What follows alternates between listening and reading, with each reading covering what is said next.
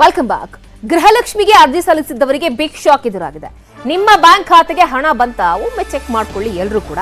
ಯಾಕಂದ್ರೆ 69 ಲಕ್ಷ ಫಲಾನುಭವಿಗಳಿಗೆ ಇನ್ನೂ ಕೂಡ ಹಣ ಜಮೆ ಆಗಬೇಕಾಗಿದೆ.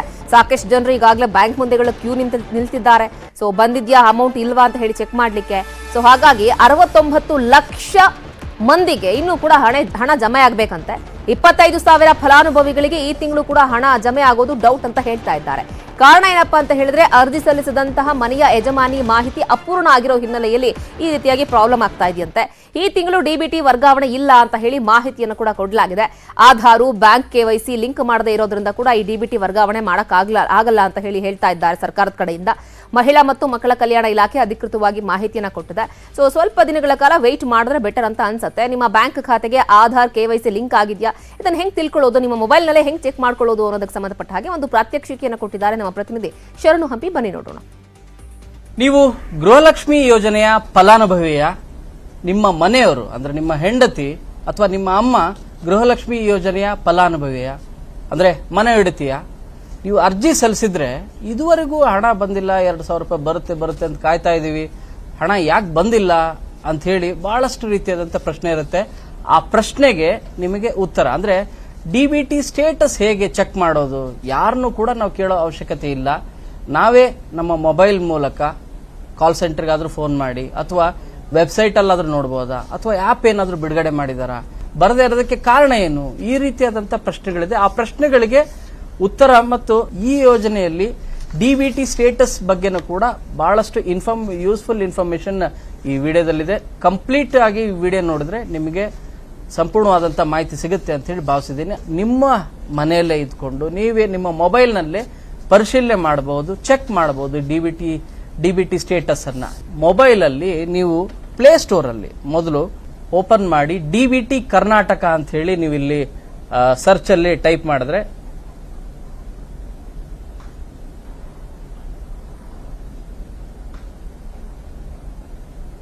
ಸರ್ಚ್ ಮಾಡಿ ನೀವು ಟೈಪ್ ಮಾಡಿದ್ರೆ ಡಿಬಿಟಿ ಕರ್ನಾಟಕ ಅಂತೇಳಿ ಈಗ ಓಪನ್ ಆಗುತ್ತೆ. ಈಗ ನಾನೀಗ ಆಲ್ರೆಡಿ ಇನ್ಸ್ಟಾಲ್ ಮಾಡ್ಕೊಂಡಿರೋದ್ರಿಂದ ಓಪನ್ ಆಗ್ತಾ ಇದೆ. ಸೊ ನೀವು ಇನ್ಸ್ಟಾಲ್ ಮಾಡ್ಕೋಬೇಕಾಗತ್ತೆ. ಇನ್ಸ್ಟಾಲ್ ಮಾಡ್ಕೊಂಡ್ರೆ ನಿಮಗೆ ಈ ರೀತಿಯಾಗಿ ಕಾಣಿಸುತ್ತೆ. ನಿಮ್ಮ ಮೊಬೈಲಲ್ಲಿ ಬಹಳ ಚಿಕ್ಕದಾಗಿ ಕಾಣಿಸ್ಬೋದು ಅಂತ ಹೇಳಿ ನಾನು ಪ್ರಿಂಟ್ಔಟ್ ಕೂಡ ತಗೊಂಡಿದ್ದೀನಿ. ಸೊ ನಿಮಗೆ ನೇರ ನಗದು ವರ್ಗಾವಣೆ ಕರ್ನಾಟಕ ಸರ್ಕಾರ ನೋಂದಣಿ ಡಿಬಿಟಿ, ಇದರಲ್ಲಿ ನಿಮಗೆ ಫಸ್ಟ್ಗೆ ಕೇಳೋದು ಆಧಾರ್ ನಂಬರ್ ಅನ್ನ ಕೇಳುತ್ತೆ. ನಿಮ್ಮ ಆಧಾರ್ ನಂಬರ್ ಅಂದ್ರೆ ಈಗ ಅನ್ನಭಾಗ್ಯದ್ದು ಡಿಬಿಟಿ ಏನಾದ್ರು ಸ್ಟೇಟಸ್ ಚೆಕ್ ಮಾಡೋದಾದ್ರೆ ಯಾರು ಮನೆ ಹೆಂಡತಿ ಇರ್ತಾರೆ ಅವ್ರ ಆಧಾರ್ ನಂಬರ್ ಅನ್ನ ಎಂಟ್ರಿ ಮಾಡಬೇಕು. ಎಂಟ್ರಿ ಮಾಡಾದ್ಮೇಲೆ OTP ಅಂತ ಬರುತ್ತೆ. ಇಲ್ಲಿ ನಿಮ್ಗೆ ಇಲ್ಲಿ OTP ಅನ್ನೋ ಆಧಾರ್ ನೋಂದಾಯಿತ ಮೊಬೈಲ್ ಸಂಖ್ಯೆಗೆ ಕಳಿಸಲಾಗ್ತದೆ. ಅಂದ್ರೆ ನಿಮ್ಮ ಮೊಬೈಲ್ಗೆ ಒಂದು OTP ಮೆಸೇಜ್ ಬರುತ್ತೆ. ಆ ಮೆಸೇಜ್ ಅನ್ನ ಎಂಟರ್ ಮಾಡಬೇಕು. ಎಂಟರ್ ಮಾಡಾದ್ಮೇಲೆ ನಿಮಗೆ ನಿಮ್ಮ ಮೊಬೈಲ್ ನಂಬರ್ ಕೇಳುತ್ತೆ. ಆ ಮೊಬೈಲ್ ನಂಬರ್ ಅನ್ನ ಎಂಟ್ರಿ ಮಾಡಬೇಕು. ಅದಾದ್ಮೇಲೆ ನೀವು ಗೃಹಲಕ್ಷ್ಮಿ ಆದ್ರೆ ಗೃಹಲಕ್ಷ್ಮಿಯ ಸಂಖ್ಯೆ, ಅರ್ಜಿ ಸಂಖ್ಯೆ ಏನಿರುತ್ತೆ ಆ ಸಂಖ್ಯೆಯನ್ನ ಎಂಟ್ರಿ ಮಾಡಿ ಪರಿಶೀಲನೆ ಮಾಡಬಹುದು.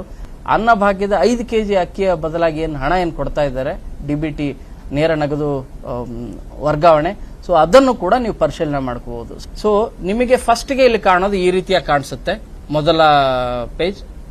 ಇದಾದ್ಮೇಲೆ ಎರಡನೇ ಪೇಜಲ್ಲಿ ಹೀಗೆ. ಇದಾದ ನಂತರ ಮೊಬೈಲ್ ನಂಬರ್ ಕೇಳುತ್ತೆ. ಮೊಬೈಲ್ ನಂಬರ್ನ ಎಂಟ್ರಿ ಮಾಡಬೇಕು. ಮೊಬೈಲ್ ಎಂಟ್ರಿ ಮಾಡಿದ ನಂತರ ಗೃಹಲಕ್ಷ್ಮಿ ನಂಬರ್ ಏನಿರುತ್ತೆ ಅರ್ಜಿ ಸಲ್ಲಿಸಿರ್ತೀರಲ್ಲ ಆ ನಂಬರ್ ಅನ್ನ ಎಂಟ್ರಿ ಮಾಡಿದ್ರೆ ನಿಮಗೆ ಇನ್ಫಾರ್ಮೇಶನ್ ಎಲ್ಲ ಸಿಗುತ್ತೆ. ತುಂಬಾ ಒಳ್ಳೆ ಯೂಸ್ಫುಲ್ ಇನ್ಫಾರ್ಮೇಶನ್.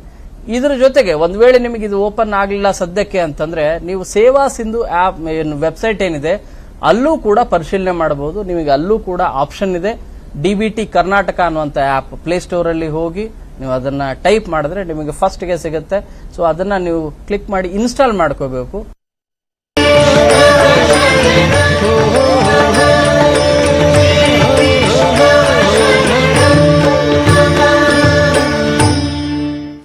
ಉಡುಪಿಯ ಶ್ರೀ ಕೃಷ್ಣ ಮಠದಲ್ಲಿ ಕೃಷ್ಣ ಜನ್ಮಾಷ್ಟಮಿಯ ಸಡಗರ ಮನೆ ಮಾಡಿದೆ. ನಿನ್ನೆ ನಡೆದ ಅರ್ಘ್ಯ ಪ್ರದಾನ ಕಾರ್ಯಕ್ರಮದಲ್ಲಿ ಸ್ಪೀಕರ್ ಖಾದರ್ ಭಾಗಿಯಾಗಿದ್ದರು.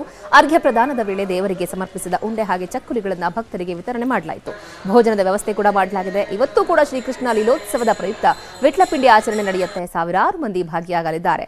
ಉಡುಪಿಯ ಕಡಲ ತಡಿಯಲ್ಲಿ ಸಪ್ತಸಾಗರದಾಚೆ ಎಲ್ಲೋ ತೊಂಡ ಹುಲಿ ಕುಣಿತದ ಬಿಟ್ಗೆ ಭರ್ಜರಿ ಹೆಜ್ಜೆ ಹಾಕಿತು. ನಟ ರಕ್ಷಿತ್ ಶೆಟ್ಟಿ ಮಲ್ಪೆಯ ಕೊಳ ಪರಿಸರದಲ್ಲಿ ಆಯೋಜನೆಯಾಗಿದ್ದ ಹುಲಿವೇಷ ಸ್ಪರ್ಧೆಯಲ್ಲಿ ಭಾಗಿಯಾಗಿ ಭರ್ಜರಿ ಸ್ಟೆಪ್ ಹಾಕಿತ್ತು.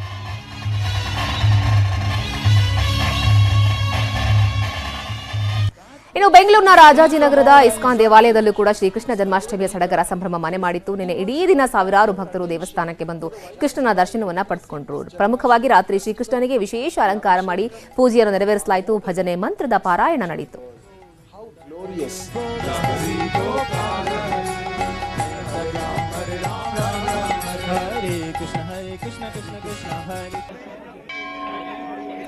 ಇನ್ನು ಉತ್ತರ ಭಾರತದಲ್ಲೂ ಕೂಡ ಶ್ರೀಕೃಷ್ಣ ಜನ್ಮಾಷ್ಟಮಿಯ ಸಂಭ್ರಮ ಜೋರಾಗಿತ್ತು. ಉತ್ತರಾಖಂಡ್ನ ಬದ್ರಿನಾಥದಲ್ಲಿ ದೇಗುಲಕ್ಕೆ ಕೃಷ್ಣ ಜನ್ಮಾಷ್ಟಮಿ ಪ್ರಯುಕ್ತ ವಿಶೇಷ ಹೂವಿನ ಅಲಂಕಾರವನ್ನ ಮಾಡಲಾಗಿತ್ತು. ಇನ್ನು ಕೇರಳದ ತಿರುವನಂತಪುರದಲ್ಲೂ ಕೂಡ ಶ್ರೀಕೃಷ್ಣ ಜನ್ಮಾಷ್ಟಮಿಯನ್ನು ಅದ್ದೂರಿಯಾಗಿ ಆಚರಿಸಲಾಯಿತು. ಮಕ್ಕಳು ಕಲರ್ಫುಲ್ ಆಗಿ ಶೋಭಾಯಾತ್ರೆಯಲ್ಲಿ ಭಾಗವಹಿಸಿ ಸಂಭ್ರಮಿಸಿದ್ರು. ಶ್ರೀಕೃಷ್ಣ ಅವತಾರದಲ್ಲಿ ಮಕ್ಕಳು ಕಾಣಿಸಿಕೊಂಡಿದ್ರು. ಇನ್ನು ಕೃಷ್ಣ ಜನ್ಮಭೂಮಿ ಮಥುರಾದಲ್ಲೂ ಕೂಡ ಕೃಷ್ಣ ಜನ್ಮಾಷ್ಟಮಿ ಜೋರಾಗಿತ್ತು. ಉತ್ತರ ಪ್ರದೇಶದ ಮಥುರಾದಲ್ಲಿ ನಿನ್ನೆಯಿಂದಲೇ ವಿಶೇಷ ಪೂಜೆ ಪುನಸ್ಕಾರ ನಡೀತಾ ಇದ್ದು ಸಾವಿರಾರು ಭಕ್ತರು ಕೃಷ್ಣನ ದರ್ಶನಕ್ಕೆ ಈಗಲೂ ಕೂಡ ಆಗಮಿಸುತ್ತಿದ್ದಾರೆ.